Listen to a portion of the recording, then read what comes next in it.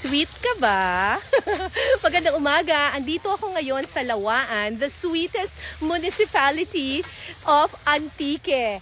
Ang Antique, ang top producer ng Muscovado sugar sa buong Pilipinas. Yung Muscovado, ito yung mas healthy na kind ng sugar kasi hindi siya katulad nung puting sugar na dumadaan pa talaga sa makina. Yung Muscovado sugar, mano-manong niluluto. At saka konti lang yung chemicals nito. Yung Muscovado sugar, yun yung dark brown na sugar na ang sarap, promise. Ang aking job ngayon ay magtabas ng tubo.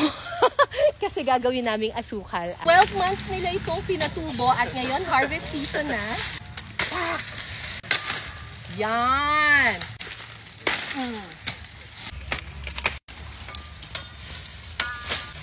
Hahanapin mo yung matigas. Tapos dun sa matigas, dun mo hihiwain.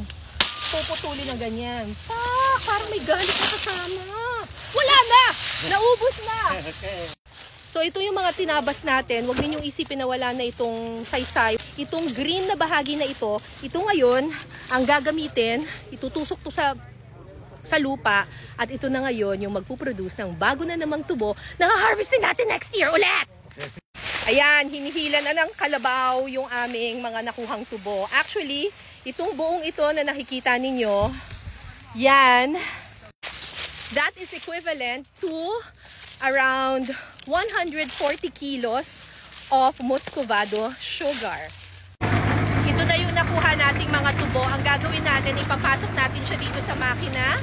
Sige kuya, ipasok mo yan. Yan, bongga. Tapos, tingnan nyo, instant, lumalabas yung katas. Mula sa makinang ito, pupunta dito yung katas ng tubo. Siyempre, kailangan i-filter siya kasi may mga lupa-lupa at saka mga dumi. Sasalain siya dito.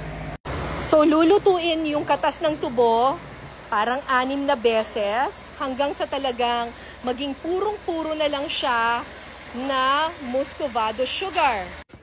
Tapos, pagkatapos ng mahabang prosesong ito, magiging yan! Ganyan na. Imagine, kanina lang tubo pa siya, tapos naging katas, tapos naging ganito na, naging asukal na. Kailangan tuloy-tuloy yung paghahalo para maging maganda yung texture ng asukal. Ganito yung itsura ng Muscovado sugar kapag hindi pa siya lumalamig. Kapag napalamig na siya, magiging ganito na yung itsura niya. So, masarap daw ito sa saging. Uy, look at that! Sarap! Ang tawag dyan ay butong-butong or tira-tira. Tira-tira dahil dito ata pag tinitira parang hinihila, parang ganyan, in-stretch. Abangan ang paggawa ng Muscovado sugar sa pinasarap. Lahat ng mga matatamis, manood na para sa atin to. Sweetness!